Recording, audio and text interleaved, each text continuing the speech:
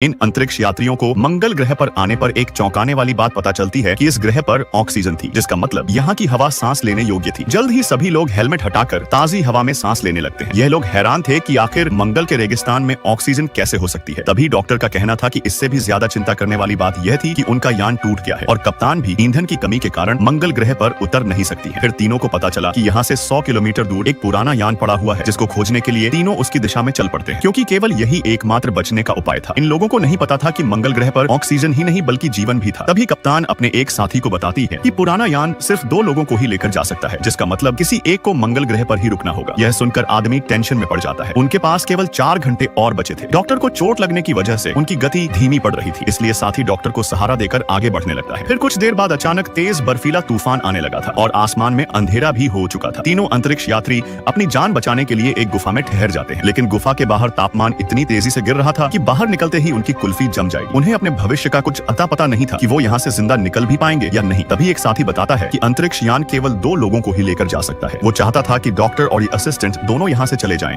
और खुद मंगल ग्रह पर अकेला मरने के लिए रह जाए। लेकिन यह सुनने के बाद असिस्टेंट को सीनियर पर शक होने लगता है, क्योंकि सीनियर और डॉक्टर के अच्छे संबंध थे और जबकि वो सिर्फ एक असिस्टेंट था। वो मन में सोचने लगा था कि उसे ही अकेला छोड़ दिया जाएगा। फिर तूफान थमने तक थोड़ी देर तीनों आराम करने लगते हैं और जैसे ही सीनियर की आंख खुली तो उसने देखा कि असिस्टेंट रेडियो लेकर भाग गया है। वो अकेले ही यहाँ से जाने की सोच रहा था, लेकिन भागते समय अचानक एक रोबोटिक कुत्ता आकर असिस्टेंट को मार डालता है, जिसे देख दोनों साथी घबरा जाते हैं। फिर कुत्ते के जाने के बाद दोनों लोग असिस्टेंट की लाश के पास आते हैं और उससे रेडियो वापस लेकर यान को खोजने के रास्ते पर निकल पड़ते हैं। तभी रास्ते में उन्हें बड़ी मात्रा में कुछ घास दिखाई देती है, जो मंगल ग्रह पर ऑक्सीजन पैदा कर रही थी। उन्हें पता चला कि घास को जानबूझकर लगाया गया है, जिस कारण मंगल ग्रह का वातावरण बदल रहा था और इसके आसपास जीवन भी संभव था। तभी उन्हें घास में कुछ अजीब कीड़े दिखते हैं, जो घास खाकर जीवित थे। डॉक्टर कुछ कीड़ों को पकड़ लेता है ताकि उन्हें पृथ्वी पर ले जाकर अध्ययन कर सके, लेकिन उसकी पुरानी चोट के कारण जैसे ही एक खून की बूंद घास पर गिरी तो कीड़े खून को पर जमा होने लगे थे। डॉक्टर की हालत गंभीर हो चुकी थी। जल्दी उसे पता चला कि यह सिर्फ कोई मामूली कीड़े नहीं है, क्योंकि सारे कीड़े उसके शरीर में घुसने लगे थे। वो जानता था कि अब बच नहीं पाएगा, इसलिए डॉक्टर साथी को कीड़े का नमूना देता है और उम्मीद करता है कि वो इसे पृथ्वी पर ले जाएगा। फिर डॉक्टर ने खुद को जला दिया था, जिसके चलते घास के साथ कीड़े भी राख हो जाते हैं। घास के जलने के कारण ऑक्सीजन तेजी से कम होने लगी थी। फिर आखिरी बचा अंतरिक्ष यात्री चलते चलते पुराने यान तक पहुंच जाता है। कप्तान यान को चालू करने के निर्देश देती है। तभी उसे पता चला कि यान की बिजली खत्म हो चुकी है, जिस कारण यान उड़ नहीं सकता था। तभी रोबोटिक कुत्ता उसको मारने आता है। आदमी ने सोचा कि अगर वो रोबोटिक कुत्ते को मारकर उसकी ऊर्जा यान में ट्रांसफर कर दे तो यान उड़ सकता है। उसने चुपके से रोबोटिक कुत्ते को एक जाल में फंसाकर यान में करंट पहुंचा दिया था। अंत में वो मंगल ग्रह से निकलकर कप्तान के स्पेस शिप पर आता है और दोनों मंगल ग्रह से नमूना लेकर तेजी से पृथ्वी की ओर चल पड़ते हैं।